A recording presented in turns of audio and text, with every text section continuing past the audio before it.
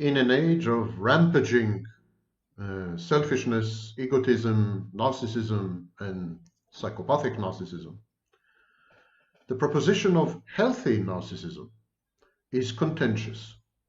And yet, healthy narcissism underlines personal development and growth well into one's teenage years. Indeed, we cannot, do not, and should not diagnose narcissistic disturbances of the self, like narcissistic personality disorder, in anyone under the age of 18 and possibly 25. Narcissism pushes the child away from his mother in a process known as separation individuation. The child becomes grandiose and takes on the world. That's how children discover others, other people, object relations. A good mother encourages her child's grandiosity, actually, teaches the child to be more of a narcissist, so to speak, in these early stages of development between 18 months and 24 months of life. Similarly, during adolescence, various facets of what in adulthood would be called narcissism are very beneficial. Without these aspects of narcissism, the adolescent cannot mature, cannot ripen, and become an adult. And today, I'm going to discuss several dimensions and aspects of narcissism in adolescence and why it should definitely be called healthy rather than abnormal or pathological. And to the adolescents among you, my name is Sam Vaknin, and I'm the author of Malignant Self-Love, Narcissism Revisited. I'm also a professor of psychology to the detriment of all my students all over the world. And now it's your turn to suffer. All right, Shoshanim, let's start with something called depressive realism. Depressive realism is a hypothesis. It was developed by Lauren Alloy, A-L-L-O-Y, and Lynn Yvonne Abramson. These two scholars suggested that depressed individuals actually are more realistic. They grasp life better and more appropriately and more correctly. They generate more realistic inferences. Non-depressed individuals are a bit detached from reality. They live a bit in fantasy.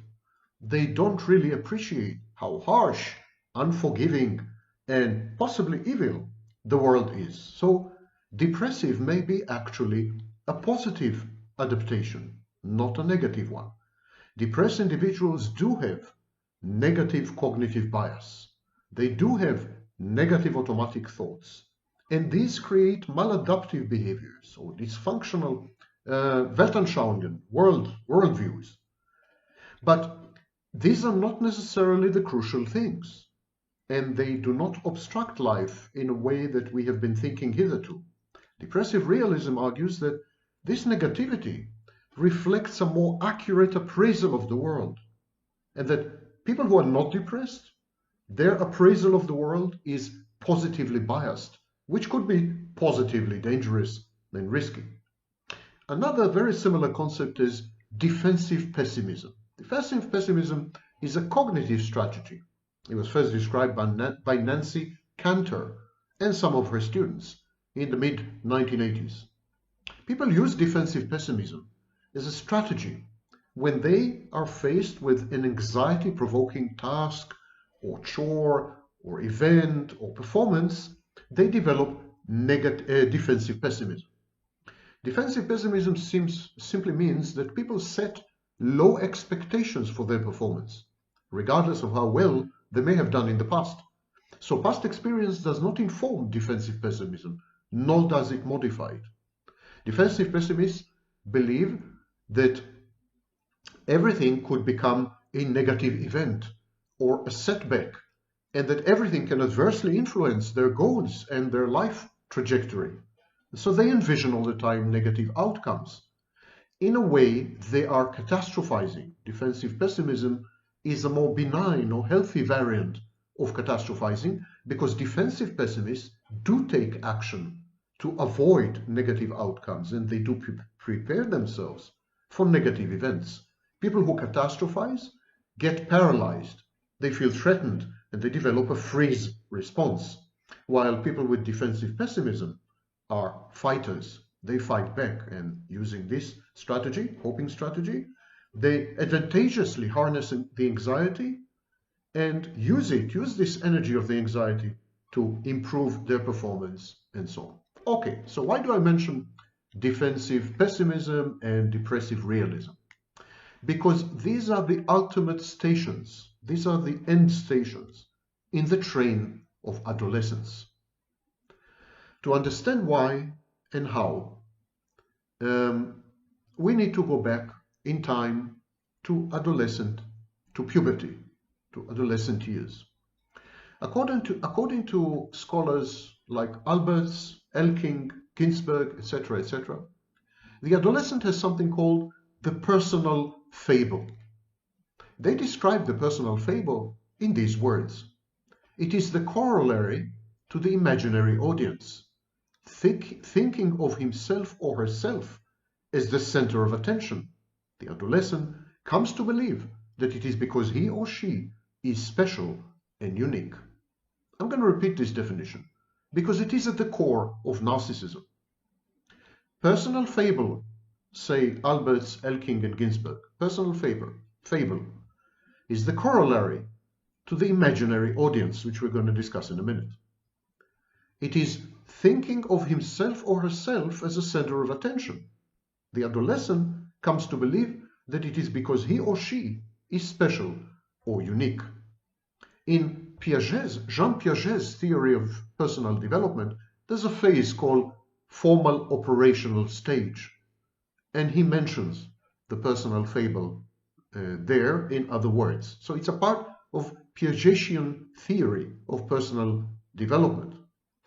At the same time, as the adolescent comes to regard himself as the center of attention, special, unique, unprecedented, and amazing, at the same time, he develops a sense of invulnerability.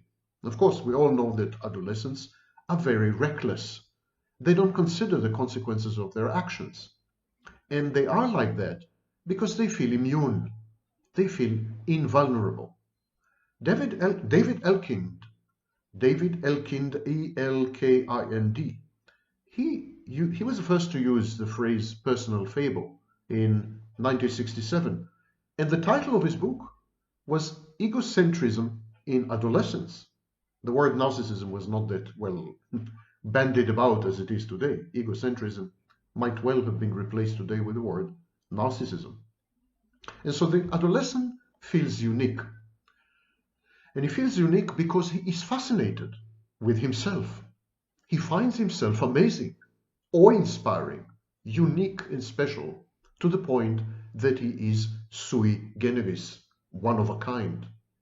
The adolescent regards his own thoughts to be very profound, completely novel, and completely unique and unprecedented when compared to the thoughts and experiences of other people. In other words, the adolescent puts a higher weight on his own thoughts than on the thoughts and experiences of other people. And this belief of being a fascinating, amazing person, it is an outcome of the adolescent's failure, inability to differentiate between the concerns, their concerns, and the concerns of others. In other words, there is a failure of separation. The adolescent can't really tell the difference between himself and other people. There's a problem of boundaries. Does it strike a bell? Does it ring a bell? Yes, it rings a bell, because this is exactly the etiology of pathological narcissism, a failure in separating from the parent. All adolescents go through another cycle of separation individuation, whereas the infant or the toddler between the ages of 18 months and 24 months separates from mother, develops a self, a constellated self, and therefore becomes thereby becomes an individual, the adolescent separates from other people. And by separating from other people, he begins to develop object relations or relationships with objects. And objects in psychology is another word for other people. So there are two stages of separation. In infancy from mother, and later in adolescence from other people. But while this phase of separation, individuation in adolescence is taking place, the adolescent finds it very difficult to tell the difference between his concerns, his thoughts, his experiences, and the concerns and thoughts of experiences of other people. And this is called the differentiation problem. One of the outcomes of the differentiation problem in adolescence is, of course, identity diffusion. If you have no boundaries, if you don't know where you end and the world begins, if you can't tell the exact difference between yourself and other people, then you don't have an identity, or at least you don't have an identity core, an immutable, strong, identifiable thing somewhere inside you that is you. And so there is identity diffusion. The identity of adolescence is like a cloud. It ever shapeshifts with every passing wind. And so there is under-differentiation between the adolescent and other people. But at the same time, there's over-differentiation. This is the irony in adolescence. On the one hand, the adolescent merges, fuses, and meshes, lets himself be engulfed and engulfs other people, treats them very often as extensions of himself or herself. But at the same time, as a countermeasure, in a desperate attempt to become an individual, the adolescent over-differentiates. The adolescent puts an overemphasis on her emotions, on her thoughts, on her experiences, on her concerns. It's like the adolescent says, I am one with these people. I can't tell the difference between me and others. So I'm going to exaggerate myself. I'm going to be hyperbolic about myself. I'm going to aggrandize myself to the point that the difference will become self-evident and manifest. Now that my feelings are unique, now that my experiences are fascinating and unprecedented, now that I'm so special, now I am. I am by virtue of my uniqueness. I can separate because I'm not like everyone else. I am one of a kind. This is a form of narcissism that is healthy because it pushes the adolescent to create boundaries, however unrealistic, fantastic, and wrong, and inflated, but still the adolescent succeeds to create boundaries, leveraging this narcissism. And so we come across situations in clinical practice where, for example, adolescents can say, everyone is concerned with me, everyone bothers with me, everyone is around me, everyone cares about me. I'm the center of attention. I'm the center of the world. My mother is worried about me. My father is worried about me. My siblings envy me. So the adolescent renders himself or herself as the center of everyone's attention. And this is a phenomenon known as the imaginary audience. We'll talk about it in a few minutes. And the adolescent, at the same time, says, all these people are concerned about me. They can't think about anything but me all the time. They're preoccupied with me. But actually, they don't understand me. They don't understand me. I'm the only person who can possibly experience what I'm feeling. I am inaccessible. I am so special and I'm so unique in any given time and in any given space that actually my inner world can never be appropriately or efficaciously communicated to anyone. I'm all alone. It's existential loneliness, profound, which leads, of course, to anxiety and angst and so on. And so we are beginning to link the adolescent state of mind to depressive realism and defensive pessimism, because it is at this stage that many adolescents develop three types of reactions. They become depressed or anxious, so they develop depression and anxiety disorders, or they become pessimistic about the world, or they become paranoid, something we will discuss at the end of this video, because it's much more rare. This is a passing phase. This pessimism and depression are usually a passing phase, but in a small number of adolescents, they are lifelong. These adolescents grow up to be adults, and they have depression, they have anxiety, and they have, yes, narcissism. This is a kind of late onset narcissism. According to David Elkind, an adolescent's intense focus on himself as a center of attention gives rise to the belief that one is completely unique, and this gives rise to feelings of invulnerability or immunity. And so the two marked characteristics of the personal fable are a feeling of uniqueness coupled with a conviction of invulnerability and immunity. Let me quote David Elkind. He wrote, "This complex of beliefs in the uniqueness of the adolescent's feelings and of his or her immortality might be called a personal fable, a story which he or she tells himself and which is not true." I mentioned that when you have a personal fable as an adolescent, you also have an imaginary audience.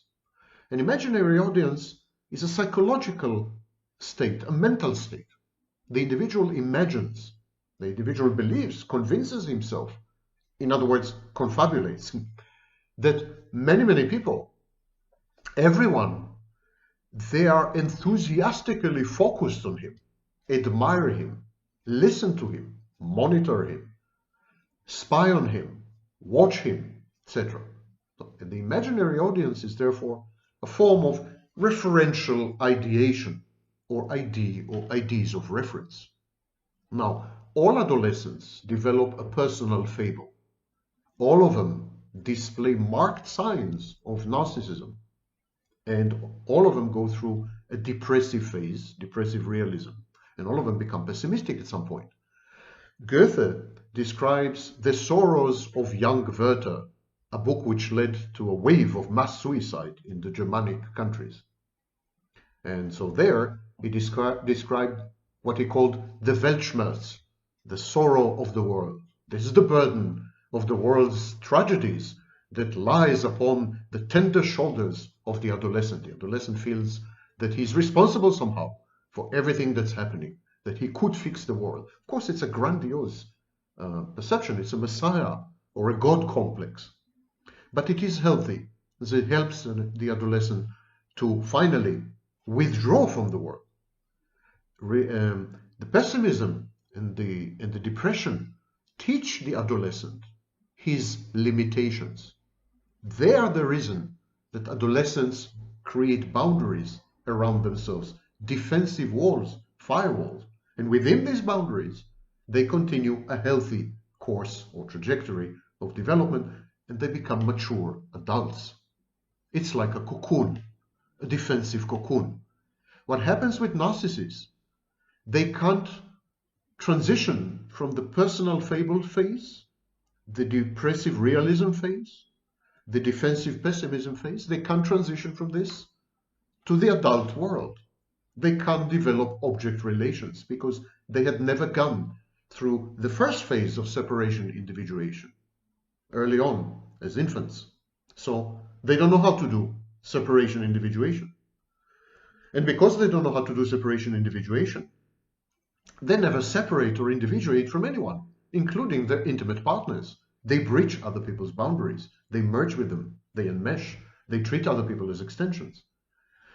So the typical adolescent has a personal fable, has an imaginary audience, has narcissism, has depression, has pessimism, but grows out of all these. They grow out of all these. In the adolescent's mind, there's an imaginary audience that is transfixed and hypnotized by the adolescent's ideas and thoughts and experiences and feelings and so on and so forth. But this is very common to young adolescents. It's a kind of a fantasy defense. In sociology, we use imagined audience to describe a mentally constructed idea of who the audience is without having real or complete insight into who they actually may be. Okay, so the adolescent goes through all this, and he then develops a personal fable, which is essentially a form of healthy narcissism. Imaginary audience, he reacts with depression, he reacts with pessimism, but there's a third reaction. This third reaction is much more pathological and is likely to predispose the adolescent to develop paranoia later on in life. It's what we call a hostile attribution bias or hostile attribution intent. It's the adolescent's tendency to interpret other people's behavior as having a hostile intent, as being malicious and malevolent and intentional and deliberate. Even when the behavior is innocuous, benign, or at worst ambiguous, the tendency of such adolescents would be to interpret these behaviors as threatening.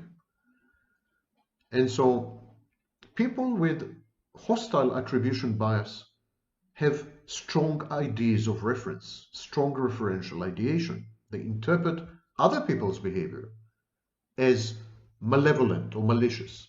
So when they see two people laughing in the corner, they are mocking them. The interpretation is they are mocking me. When they see some people gossiping somewhere, they're gossiping about me. Because this kind of adolescent cannot exit the personal fable. He cannot get rid of the imaginary audience, in itself an idea of reference. Gradually, this becomes intolerable. If you constantly live in a state where you believe that other people are focused on you, spying on you, watching you, observing you, analyzing you, etc., etc., this creates paranoid ideation and a hostile attribution bias. And so this kind of reaction was first described in 1980 by Nasby, Hayden, and DiPolo. These scholars notice that there is a subgroup of children, and these children tend to always act hostile. That these children are very defensive. They are much more than other children. They are always kind of in a flight or fight response. They are always, with clenched fists, and so when these scholars observed this phenomenon, and together with another scholar whose name was Kenneth Dodge, they coined the phrase hostile attribution bias. And it's a bias of social information processing. In other words, it's a form of attribution bias. We have a whole family of attribution biases. It's a wrong way of perceiving, interpreting, and selecting responses to situations and stimuli. Occasional bias, occasional hostile attribution bias is normative. It's pretty normal, even among adolescents.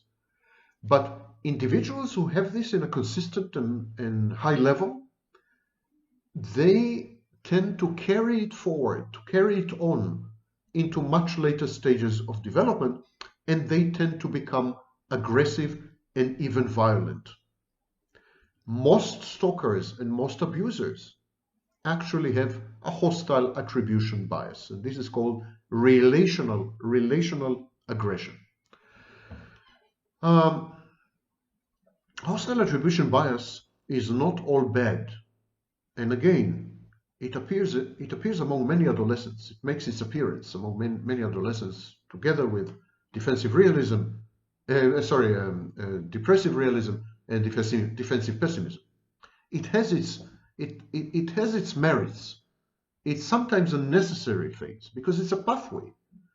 It's a pathway which allows adolescents to assess, to evaluate risk factors. One of the major risk factors in adolescence is peer rejection. Another risk factor, wrong parenting, harsh parenting, selfish parenting, dead parents. So The hostile attribution bias allows the adolescent to assess risk factors, mainly environmental risk factors, to mobilize aggression to cope with them. So we discovered in studies that children who are exposed to teasing and bullying in school and or child abuse at home, they're much more likely to develop hostile attribution bias. And that leads them to behave aggressively in school. So hostile attribution bias mobilizes defenses. It is a bit like the glue or the cement behind certain defensive boundaries. Behaviors that are unacceptable are rejected aggressively using hostile attribution bias. But if it survives adolescence, it becomes paranoia. If depressive realism survives adolescence, it becomes depression. If defensive pessimism survives adolescence, it becomes anxiety. If the personal fable and the imaginary audience survive adolescence, they become narcissism.